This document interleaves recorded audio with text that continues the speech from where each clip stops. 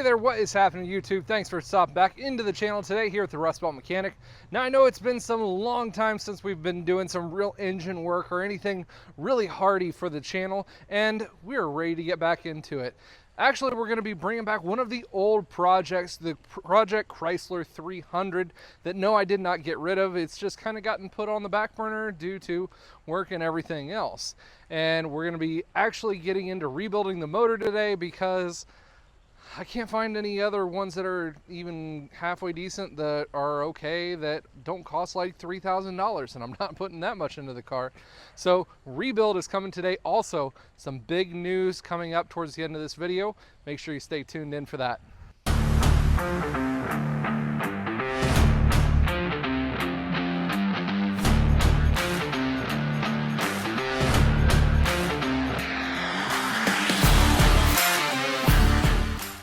So here is the Hemi, the 300 motor.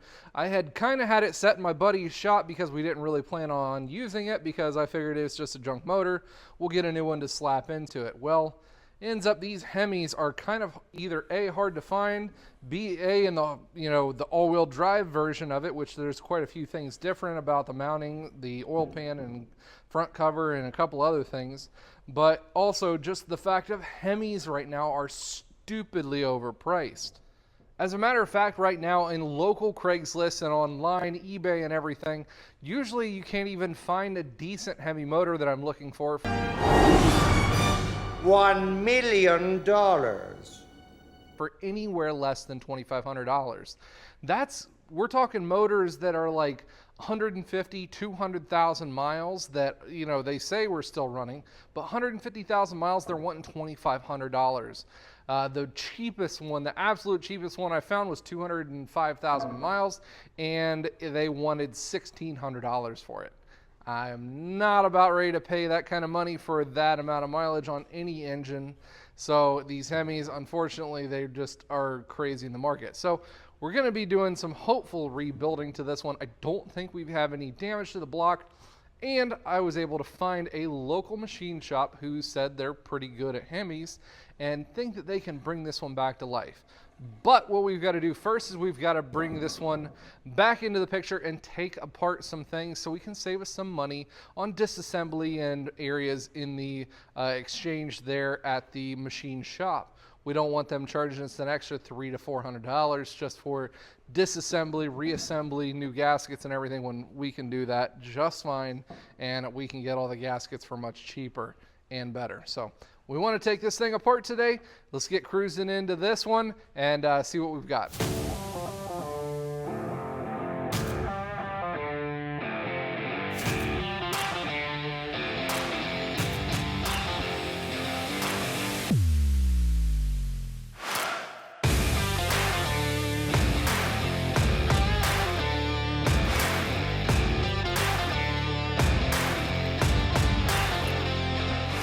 Now we kind of know for a fact that this engine was plagued with some kind of a head gasket or coolant leak issues or somebody that really didn't know what they were doing, because all of the coolant ports, the water pump housing that would just take off, it's all full of this really dusty silicate stuff that is usually head gasket sealer. It looks like pixie dust right in here. Yeah, little shiny pixie dust down in the coolant tubes. Not good at all. We don't like to see that kind of stuff, and hopefully, everything else, we're going to be all right to this one, but we're going to get the rest of the front cover off here, pull the oil pan off, get everything all taken apart, because all I really want to be taking to the machine shop is the bare block with pistons and rods in it. That's it. That's all I want to be taking to them. Now we look over here at the rest of the parts that I've got, and I've kind of taken inventory on everything because when we took it apart, I thought I was just going to be totally replacing this thing. So I got it all organized here. They got the heads all here, and we're going to be taking the manifolds off. These exhaust manifolds are junk. One's got a crack in it. All the hardware is just crap to it. So we're going to get rid of the exhaust manifolds totally. Might have to torch off some of those bolts, get those off. The rest of the valve train looks to be okay. The rest of the rockers, the push rods and everything, those are looking all right. And I know I put a new intake on this thing to get it fired up, but because of all the blown up shininess and crap to the engine, I'm still going to be replacing that intake with a brand new one. These things are definitely known for having issues with the intake manifolds when you blow up an engine, getting shards sucked back up into the intake and creating more issues down the road for next and newer engines. Now, speaking of some tools and some shop supplies that I ended up picking up for this project, I actually, yes, don't, roast me or anything, but I went to Harbor Freight and got some great stuff that I really wanted to get. One is this 2,000 pound, the 1-ton foldable engine stand. I thought it was a great deal at $145 for this thing. Thought it was absolutely amazing. Got it all put together. Looks great, looks nice. All the hardware was already there inside the box. The wheels and the casters were already mounted on it, so big plus there. I really liked that one. And I picked up this here parts washing solvent tank and washing station at $126 is what I think I spent on this one. $125 at the Harbor Freight. I thought that was actually really good. The little nozzle here is pretty nice. Doesn't have a brush tool, but I'm sure you can get different attachments so you can have a brush and scrubbing tool that attaches down into the pump unit that is all right here on the side. The only assembly that was needed on this one was to put the legs and this part on. The pump unit was all one thing, so it just hangs into the side and has the switch that hangs off to the outside right there. Picked up a couple of scrubbing brushes as well while I was there for about $2 or $3, and with a little bit of a magnetic light here. Ooh, we don't want to face them that way. Facing down, we've got ourselves a nice little parts washing station for all of these Hemi parts.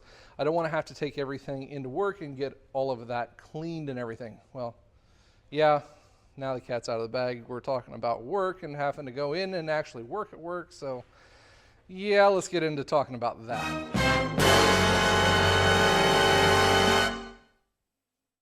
So the hard thing that I really need to be telling you guys is something where some of you may know, some of you may not know. But for the last, we'll say 8 to 10 months, I've been working outside of the dealership. I work for SP Tools as their Student Next Tech Program Director, and that train has come to an end.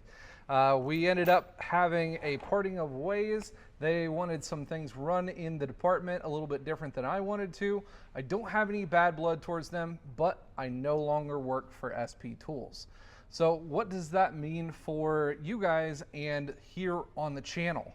That actually frees up a lot of time and a lot more things for me to be able to do for you. A lot of the review stuff I wasn't able to do because I actually work for a tool company. And since I actually, hi Mr. Savage, how's it going, buddy? You say hi to everybody? Hi, buddy.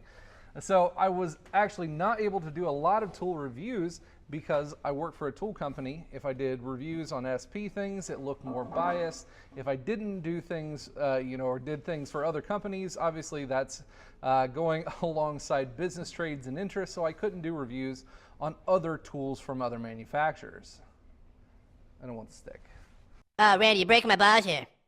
You're breaking my balls, Randy. So I'm actually going to be going back to the dealership where I ended up leaving. I'm going to be going back to them. Not going to be doing the whole shop foreman thing, but I will be doing a couple other roles and working full-time flat rate back at the dealership.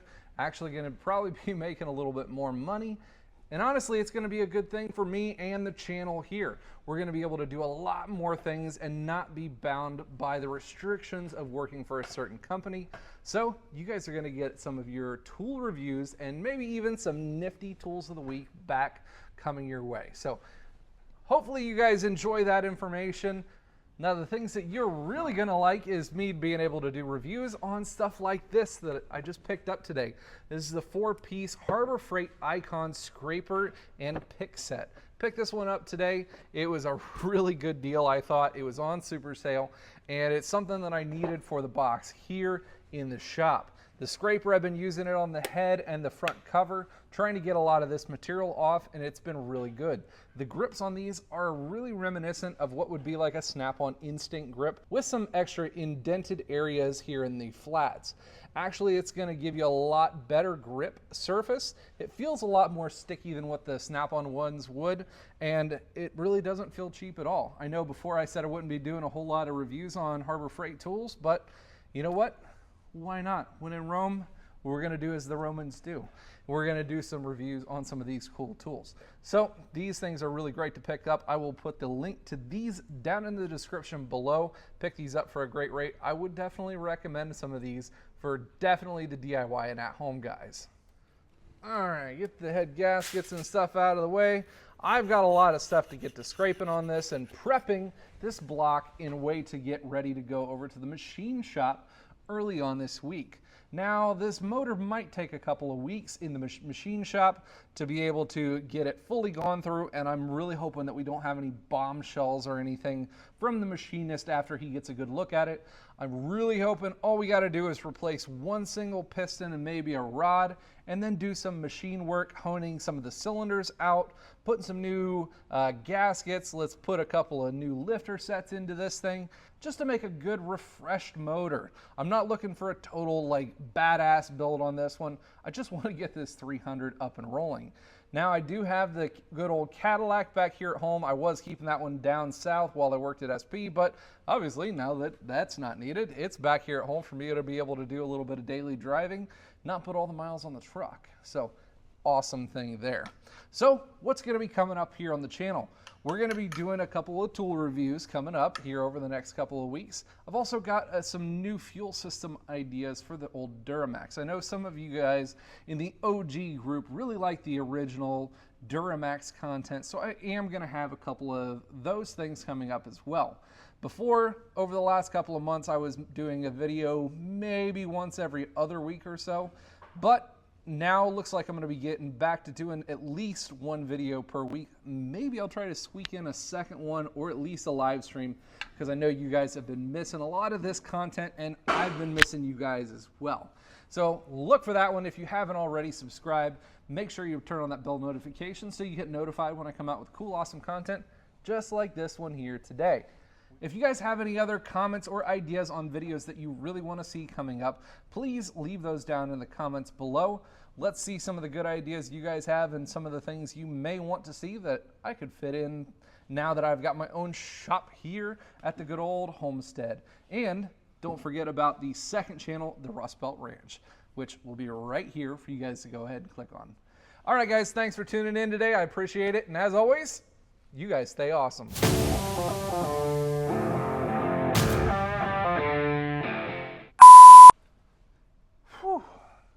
After that bombshell, I'm going to need a drink. Tell you what, you want one too there, old pup? Yeah, I know. Shit's hitting the fan. But you know what? We're going to be awesome. We're going to do awesome things. You're going to gnaw on giant sticks. All right. Let's get back to work, get this thing done. So these guys aren't pissed that I take 3 weeks to have to prep a motor. And just like that movie magic, guys, we are all cleared up and ready to go off to the machine shop. It's nice to have everything on a nice clean pallet, kind of ready to go for your guy to be able to get things moved around. Got a chain sitting on the engine so we can get it hoisted around. All of the lower end parts and everything, front cover and all, are all taken care of because we don't want it messing with that stuff. The exhaust manifolds are taken off both of the heads, so we don't have to mess around with any of the hardware. So yeah, we don't want anything getting lost or anything. So the least amount of things that are extra to take them to the machine shop, the better, so you guys can keep track of exactly where everything and what everything is doing, where it's going. Also, make sure to tell the difference between the cylinder heads for some of you Chevy guys that may not be able to tell the difference. You might want to get a punch or something, just an FYI, and maybe punch an X into the end of one of the heads just to get it marked, because with machining and everything, marking something with a marker, that's not going to show up after it gets done in the machine shop. With this specific set, the heads are quite different on each side. The passenger side head on this one is EGR, so it's going to have the EGR on that one. So pretty easy for us to be able to point out the differences.